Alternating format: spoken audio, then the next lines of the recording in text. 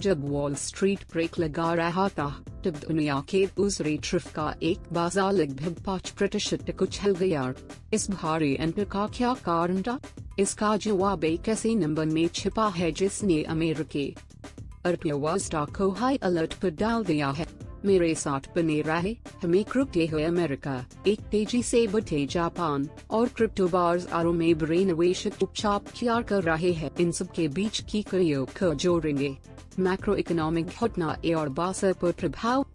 आज बाजार की धारणा को चलाने वाला मुख्य कारण संयुक्त राज्य अमेरिका में सितंबर महीने के ISM सर्विसेज PMI डेटा का जारी होना था। यह इंडेक्स 50.0% पर दर्ज किया गया, जो ये दर्शाता है कि सेवा क्षेत्र सर्विसेज सेक्टर की वृद्धि रुक गई है और यह विस्तार और संकुचन के बीच के ब्रेक इवन पॉइंट पर है। यह 52.0% के पूर्वानुमान से एक महत्वपूर्ण चूक थी और पिछले महीने की रीडिंग से भी एक उल्लेखनीय गिरावट थी। सेवा क्षेत्र में मंदी, जो अमेरिकी अर्थव्यवस्था का एक प्रमुख घटक है, ने एक संभावित आर्थिक मंदी के बारे में चिंता को हवा दी है। रिपोर्ट का एक उप घटक बिजनेस एक्टिविटी इंडेक्स मई 2020 के बाद पहली बार संकुचन कंट्रैक्शन क्षेत्र में गिर गया, जो 49.9% पर दर्ज है। इस उम्मीद से कमजोर डेटा ने अमेरिकी इक्विटी पर, विशेष रूप से आर्थिक दृष्टिकोण के प्रति संवेदनशील ग्रोथ ओरिएंटेड क्षेत्रों पर दबाव डाला। यूरोप में सभी का ध्यान यूरोपियन सेंट्रल बैंक ECB के कार्यकारी बोर्ड के सदस्य फिलिप आर लेन के एक मुख्य भाषण पर था। ECB की मौद्रिक नीति सम्मेलन में बोलते हुए लेन ने ECB की 2% मुद्रास्फीति इन्फ्लेशन लक्ष्य के प्रति अपनी प्रतिबद्धता पर जोर दिया और कहा कि गवर्निंग काउंसिल इस लक्ष्य से नकारात्मक और सकारात्मक दोनों विचलन को समान रूप से अवांछनीय मानती है। जबकि उन्होंने उनकी मौद्रिक नीति रणनीति के मध्यमवधि के ओरिएंटेशन को स्वीकार किया। उनकी टिप्पणियों को कुछ बाजार सहभागियों द्वारा थोड़ा अधिक हॉकिश यानी आक्रामक माना गया, जो यह सुझाव देता है कि अगर मुद्रास्फीति बनी रहती है तो ECB निकट भविष्य में दरों में कटौती करने के लिए कमिट हो सकता है। इसने यूरोपीय बाजारों में एक मिश्रित प्रदर्शन में योगदान दिया, जिसमें डैक्स ने थोड़ी बढ़त हासिल की जबकि FTSE 100 गिरावट के साथ बंद हुआ। इससे पहले दिन में एशियाई बाजारों का एक अधिक सकारात्मक चित्र था, जिसमें जापान का निक्केई 225 लगभग 5% बढ़ गया। यह रैली काफी हद तक कमजोर येन द्वारा संचालित थी, जो जापानी निर्यातकों की लाभप्रदता को बढ़ाता है। बैंक ऑफ जापान से अपनी अति ढीली मौद्रिक नीति बनाए रखने की उम्मीद है, जो अन्य प्रमुख केंद्रीय बैंकों के अधिक हॉकिश रुख के विपरीत है और यह येन पर नीचे की ओर दबाव डाल रहा है। राजनीतिक टिप्पणी। हालांकि कोई बड़ी सीधी राजनीतिक घोषणा नहीं हुई जिसने बाजारों को हिला दिया हो। अमेरिकी सरकार के शटडाउन के आसपास चल रही चर्चा निवेशकों के लिए चिंता का एक स्रोत बनी हुई है। व्हाइट हाउस ने संघीय कर्मचारियों की स्थायी कटौती की संभावना जताई है, जिसका श्रम बाजार और उपभोक्ता खर्च पर और भी गहरा असर पड़ सकता है। शटडाउन जितना लंबा चलेगा, अमेरिकी अर्थव्यवस्था के लिए नकारात्मक जोखिम उतना ही अधिक होगा। क्रिप्टो करेंसी समाचार। क्रिप्टो करेंसी बाजार ने आज कुछ दिलचस्प घटनाक्रम देखे। बिटकॉइन चौथी तिमाही में प्रवेश करते ही मजबूती के संकेत दिखा रहा है, जो इस डिजिटल संपत्ति के लिए ऐतिहासिक रूप से एक बुलिश यानी तेजी का दौर रहा है। विश्लेषक गिरते यील्ड्स और फेडरल रिजर्व के सहजता चक्र से प्रेरित रिस्क-ऑन सेंटिमेंट को संभावित उत्प्रेरक के रूप में इंगित कर रहे हैं। हालांकि सावधानी के भी संकेत है। कुछ ऑन-चेन संकेतक बताते हैं कि लॉन्ग टर्म होल्डर्स ने बिक्री शुरू कर दी है और बड़े निवेशक अपना एक सपोर्ट जोखिम कर रहे हैं। बिटकॉइन वर्तमान में लगभग $124,000 के स्तर पर कारोबार कर रहा है। अन्य समाचारों में रियल वर्ल्ड एसेट्स का टोकनाइजेशन गति पकड़ना जारी रखे हुए है। स्टेबलकॉइंस का कुल बाजार पूंजीकरण पहली बार $300 बिलियन को पार कर गया है, जो डिजिटल एसेट इकोसिस्टम के भीतर बढ़े हुए अडॉप्शन और उपयोगिता का संकेत देता है। शिकागो मर्केंटाइल एक्सचेंज CME भी अपने क्रिप्टो डेरिवेटिव्स की पेशकश का विस्तार कर रहा है, जिसमें सोलाना और XRP के लिए ऑप्शंस इस महीने लॉन्च होने की उम्मीद है। यह वटी संस्थागत रुचि और डिजिटल संपत्तियों के लिए एक परिपक्व बाजार संरचना का सुझाव देता है। आज हमने वैश्विक बाजारों में एक मिला-जुला रुख देखा, जिसमें संयुक्त राज्य अमेरिका की एक प्रमुख आर्थिक रिपोर्ट ने निवेशकों की धारणा पर एक छाया डाले। हम यूरोपीय सेंट्रल बैंक की कुछ महत्वपूर्ण टिप्पणियों पर भी गौर करेंगे और निश्चित रूप से हमेशा विकसित हो रही क्रिप्टो करेंसी की दुनिया की भी जांच करेंगे। संयुक्त राज्य अमेरिका में यह एक फीका दिन था। डाउ जोन्स इंडस्ट्रियल एवरेज 2 रिबर्ट हासिल करने में कामयाब रहा, जो 0.51% बिकर 46,852.41 पर बंद हुआ। S&P 500 लगभग सपाट था, केवल 0.01% बिकर 6,737.62 पर समाप्त हुआ। हालांकि ठीक हुई नास्डैक कॉम्पोजिट ने दबाव महसूस किया और दिन का अंत 0.43% की गिरावट के साथ 24,919.37 पर किया।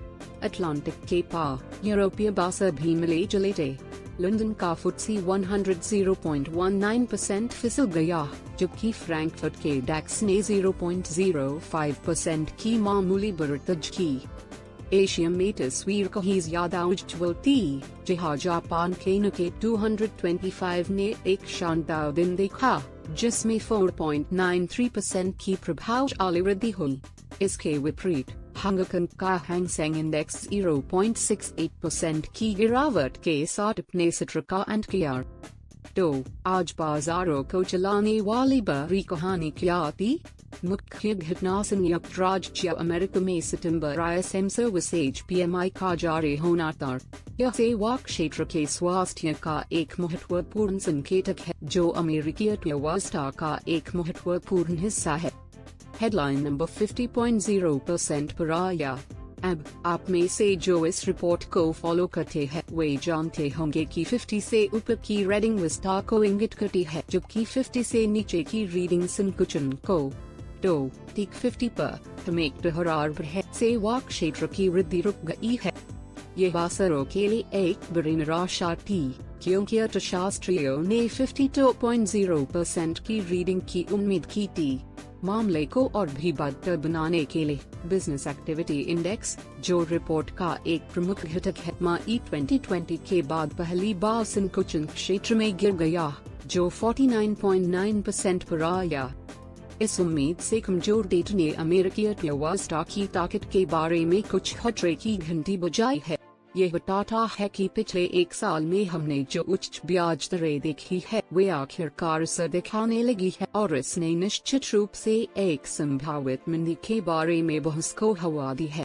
यही कारण है कि हमने अमेरिकी शेयर बाजार में वह नकारात्मक प्रतिक्रिया देखी, विशेष रूप से अनग्रोथ सेंसिटिव स्टॉक्स में।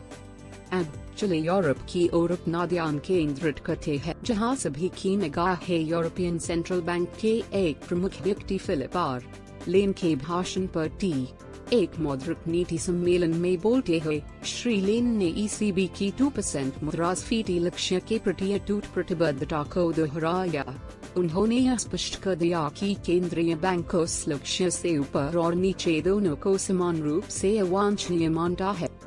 हालांकि उन्होंने किसी भी तत्काल नीतिगत बदलाव की घोषणा नहीं की, लेकिन उनके भाषण के लहजे को कुछ बाजार सहभागियों द्वारा उम्मीद से थोड़ा अधिक हॉकिश माना गया।